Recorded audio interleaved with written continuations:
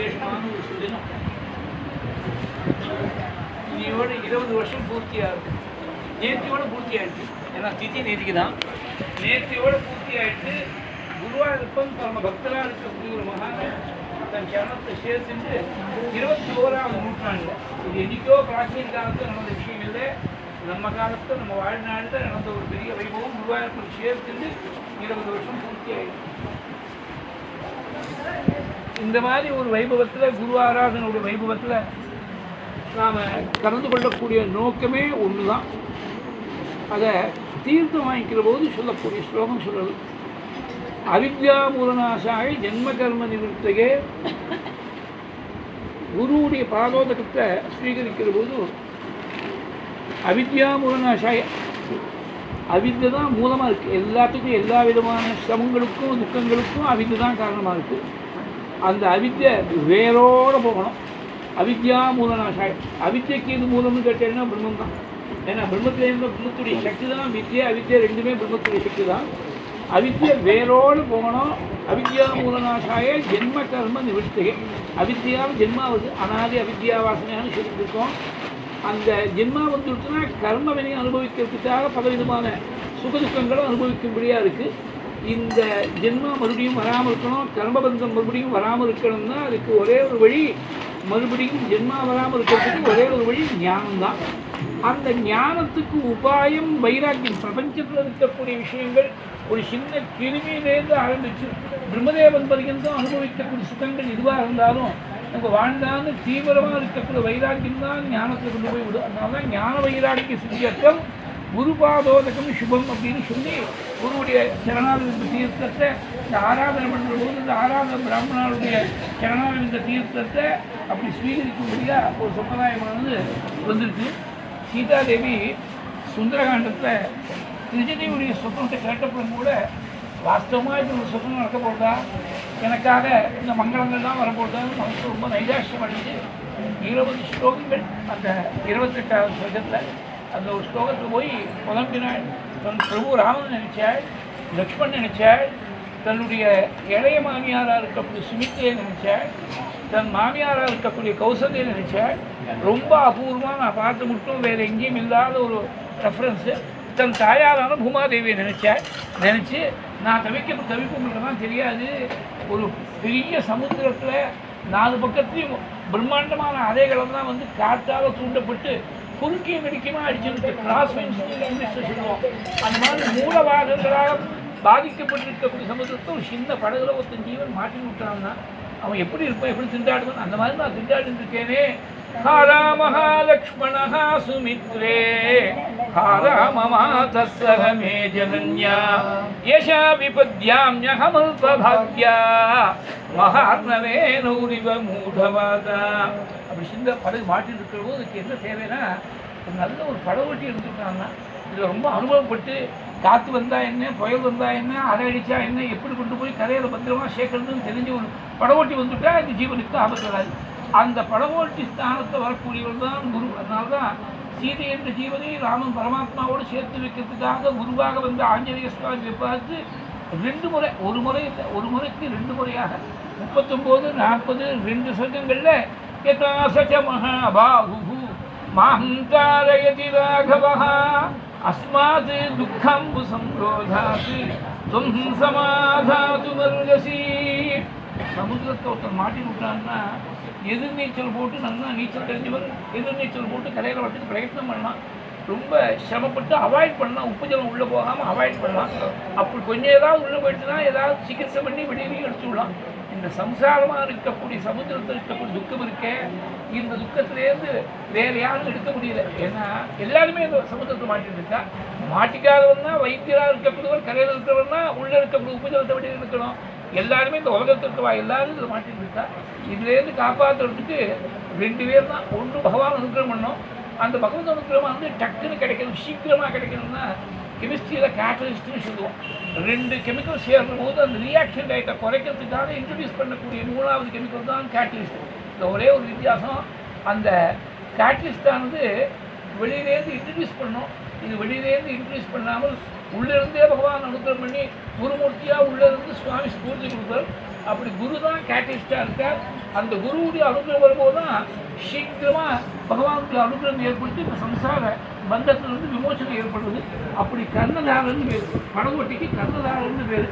அந்த கர்ணதாராட்டமாக ராமாயணத்தில் எப்படி ஆஞ்சநேயன் தான் கர்ணதாரனாக இருக்கார். அதாவது மகாத்மவே நௌரிவ மூலவாக்கா என்ற ஸ்லோகத்தையும் 78வது அது சர்க்கத்தில் இருக்க ஒரு ஸ்லோகத்தையும் 39, 40 பின்னாடி ராமத்தை போய் சொல்லும்போது 67ஆம் சர்க்கத்தை சொல்லக்கூடிய இந்த துக்க சமுத்திரத்திலேருந்து யதாசதி மகாபாகு தாரகதிராகவகா அஸ்மாது துக்காம்ப சந்தோதாது தம் சமாதானம் இந்த 2 ஸ்லோகத்தையும் சேர்ந்து பார்க்குற போது ஆஞ்சநேயர் தான் கர்ணதாரர். இதே விஷயத்தை தான் பாகவதத்தில் முதல் ஸ்கந்தம் முதல் அத்தியாயத்தில் கடைசி ஸ்லோகத்துக்கு முந்தின ஸ்லோகத்தை சொன்னேன். சூதரை பார்த்து சௌனகாதிகள் நித்தியாக்னிஹோத்திரம் பண்ணக்கூடிய மகான்கள் அவன் சொன்ன கதை எல்லாரையும் மனசை போய் திருடுறது, உயிரை திருடினா கூட பரவாயில்லை, ஆனால் மனசை திருடுறது, மனசை தேடி தப்பாத மார்க்கத்தை போகும்படியாக செய்யறது. இந்த கதையை எப்படி ஜெயிக்கிறது, எப்படி கிடக்கிறதுன்னு தெரியாமல் திண்டாடி இருக்கக்கூடிய எங்களுக்கு ஒரு பெரிய படகை எப்படி செலுத்தும் போது ஒரு கர்ணதாரன் படகோட்டி வர மாதிரி பகவானே பார்த்து உங்கள் படகோட்டி ஆட்டமாக அனுப்பிச்சிருக்காள். சந்தர்ஷிதோ தாத்ரா துஸ்தரம் நஸ்பிதீர்ஷதாம் கலிம் சத்வஹரம் பும்சாம் கர்ணதார இவாருன்னவகு. அந்த மாதிரி கர்ணதாரராக நமக்கெல்லாம் வழிகாட்டி பழவோட்டியாக இருந்து இந்த படகை பத்திரமா அண்ணன் கலையில் சம்சார சாகரத்துடைய அடுத்த கலையில் கொண்டு போய் சேர்க்கறதுக்காக அவதாரம் பண்ண புண்ணிய புருஷால் தான் நம்முடைய பெரியவா. அதனால தான் பட்டத்தில் என்ன பண்ண 2 விஷயங்கள். ஒரு படகு மேலே போடணும்னா அந்த காலத்தில் பட்டத்தில் இருக்கிற காலத்தில் தான் எல்லாம் காற்று அனுகூலமாக இருந்தால் தான் படகு பின்னாடி போகும். பகவானுடைய கிருப்பைங்கிறது அனுகூலமான காற்றாட்டமாக. குரு தான் கர்ணதாரர், அவர் தான் படகோட்டியாக இருக்கார். இந்த சரீரம் மனுஷ சரீரமானது அபூர்வமாக ஒரு படகாட்டமாக பகவான் கொடுத்துருக்கார். இந்த படகுல நீ குருவை கர்ணதாரராக ஒரு படகோட்டியாக அமைச்சு உன்னுடைய அனுகூலமான கிருப்பை அனுகூலமான காற்றாக இருந்து என்னை கரையேற்றி வைக்கணும்னு பிரார்த்தனையாக பண்ணிவிட்டார். இதெல்லாம் ஸ்டேட்மெண்ட்டாக சொன்னார் பாகவத்திலையும் ராமாயணத்திலையும். இந்த பிரார்த்தனையாக சொல்லிவிட்டார். பட்டத்திரி ஞானம் தொத் பக்ததாம் வா லகு சுகிருதவசாத் மர்த்தியலோகே லபந்தே தஸ்மாத் தத்ரைவ ஜன்ம ஸ்பிருகயதி பகவன் நாகோ நாரகோ வா ஆவிஷ்டம் மாம் துதீவாத் பவ ஜலனி நிதி போதாயிதே மர்த்தியதேகே தும் கிருத்வா கர்ணதாரம் குரும் அனுகுணவாதாயிதா தாரயேதாக.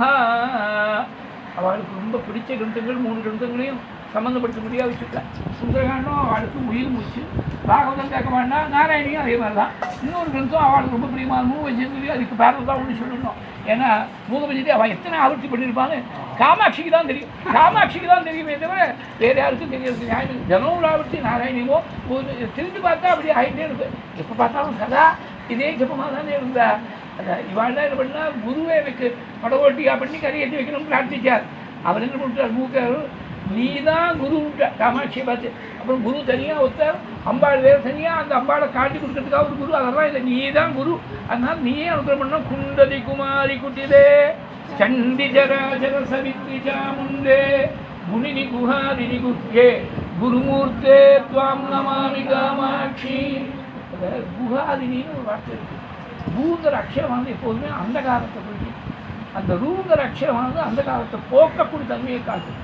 முகாரஸ்து அந்த காலஸ்யாது முகாரஸ்தன் நிரோதகா அந்த கால நிரோதத்வாது குரு இத்தபிதீயத்தே வாக்கியம் இருக்குது.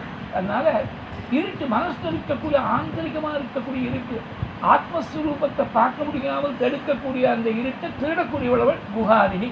குருமூர்த்தே துவாந்தமான காமாட்சி.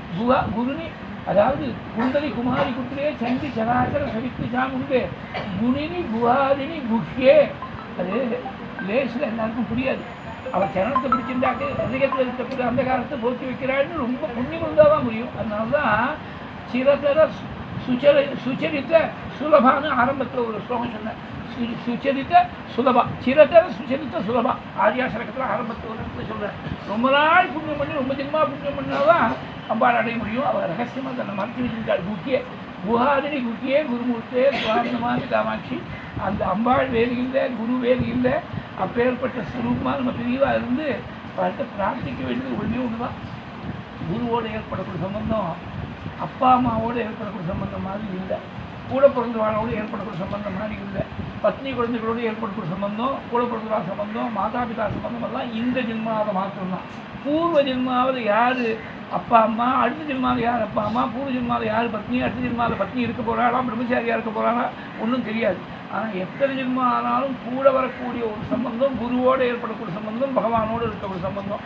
அதனால் எத்தனை ஜென்மம் ஆனாலும் அந்த ஜென்மாக்களில் கூட நீங்கள் அந்தர்கிதானாக இருந்து பகவானுடைய சரணத்தில் கொண்டு போய் சேர்க்கிற மட்டும் கூட இருந்து எங்களுக்கு வழிகாட்டணும்னு பெரியவாழ்கிட்ட இந்த புண்ணிய காலத்தில், இந்த ஆராதனை புண்ணிய காலத்தில் பிரார்த்திச்சுக்கணும்.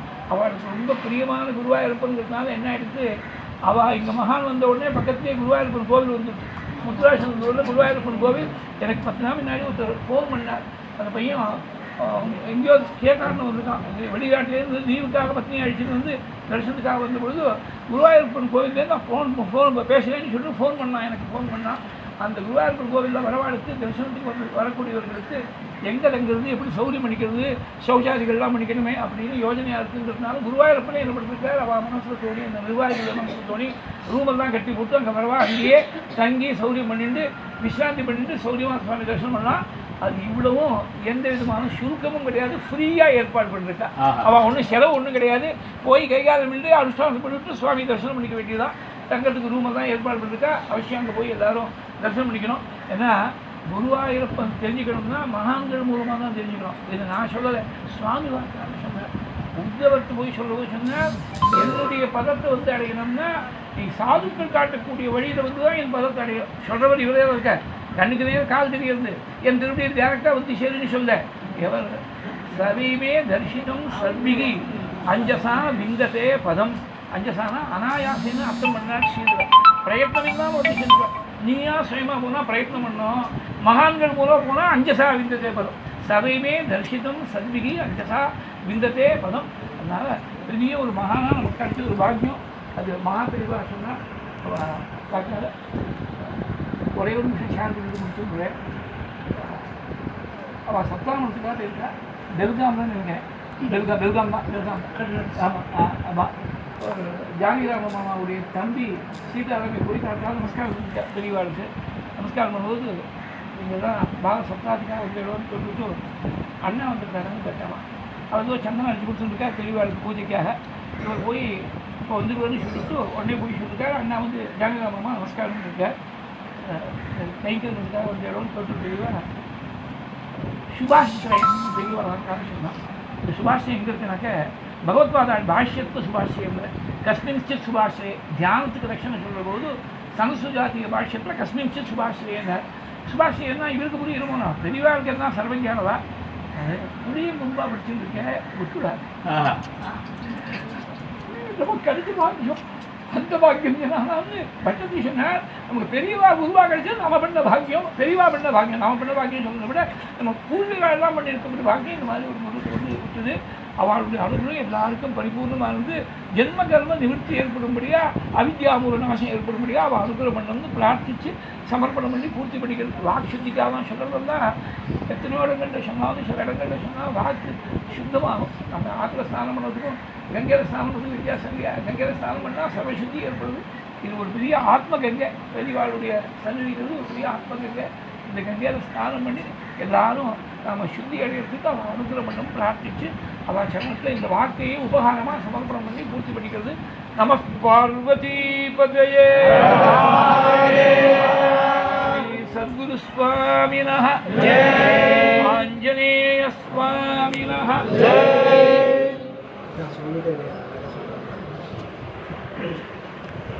गोपिका जीवस्मरणं